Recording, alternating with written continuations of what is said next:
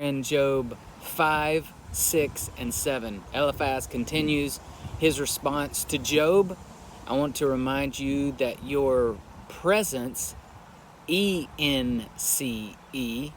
is better than your presence, E-N-T-S, oftentimes. So just being there for people is much, much better. Saying, I love you, I'm praying for you, is much, much better, oftentimes, than bringing them something, flowers, or bringing them advice. Eliphaz gives them plenty of advice. He starts out in verse 8, if I were you. Oh no, here we go. Have you ever heard that from friends? If I were you, while you're suffering, while you're in pain, while you're doing something. And then he continues, I would go to God and present my case to him. Do you not think that Job's already thought of that? Do you not think that Job's already done that? Eliphaz goes on in 5 to list all the things that God has done, all that he does. And yes, we need to be reminded of those wonderful things, but timing is so important. In verse 17, he says, do not despise the discipline of the Almighty when you sin. Eliphaz, again, is looking at this from a scales and balances point of view. Eliphaz is looking at this from a scales and balance perspective, that bad is going to happen to you when you do bad all the time, when you're a bad person. Bad's going to happen to you when you're a good person. Good's always going to happen to you. No, that's not right. Many world religions view things this way, with a scales and balances type perspective, but that's not the way it is in Christianity. That's not the way it is in life. Bad things happen to good people, and good things happen to bad. Finishes off chapter 5 in verse 27, saying essentially he's saying, I'm right. Verse 27, we have studied life and found this to be true. Listen to my counsel and apply it to yourself. Well, thank you, Eliphaz. Chapter 6, we see Job is now responding to Eliphaz. He's saying that he'd rather die than continue to suffer. And I think this is a human race. This is oftentimes where we go, and this is oftentimes where we are at. And this is why suicide rates are so high. And if this is you, I pray that you would get help.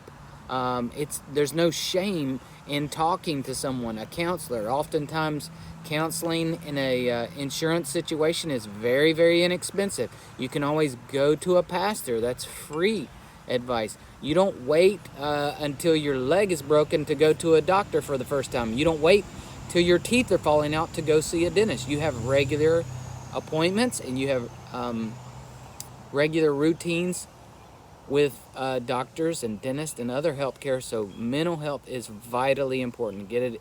Life is precious. The Word of God tells us, thou shalt not kill. This includes yourself.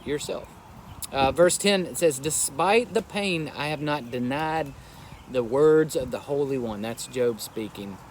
And then he continues to go on in his despair. I have nothing to live for.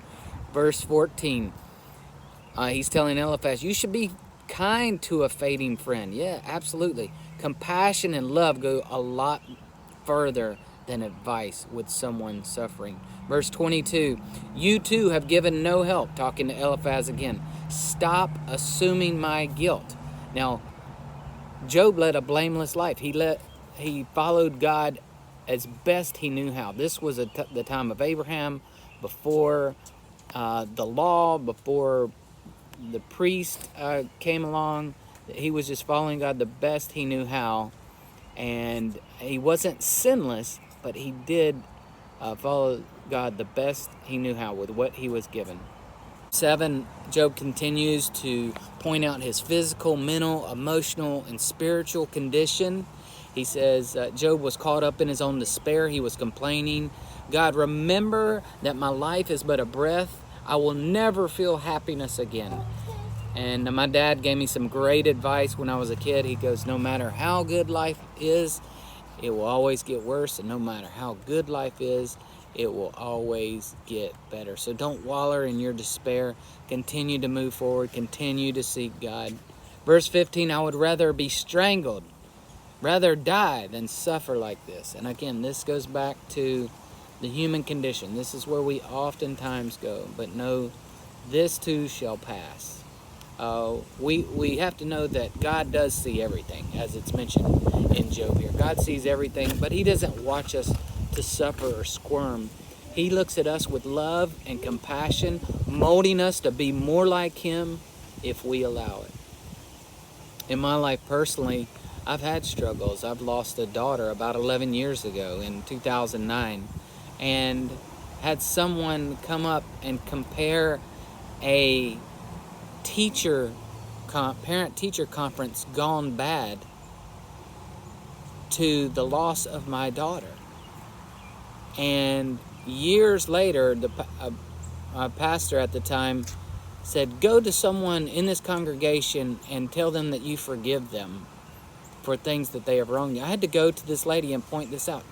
She, in just wanting to say something during a time of our pain, wanted to comfort. She just spewed out things when she should have just been quiet and loving and compassionate. But oftentimes, all of us are guilty of saying the wrong thing at the wrong time,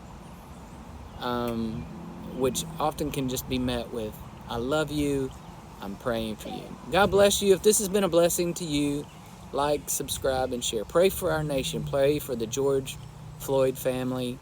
Pray for the family of the police officer, that they will have to they will be tattooed with this event the remainder of their life. So pray for them.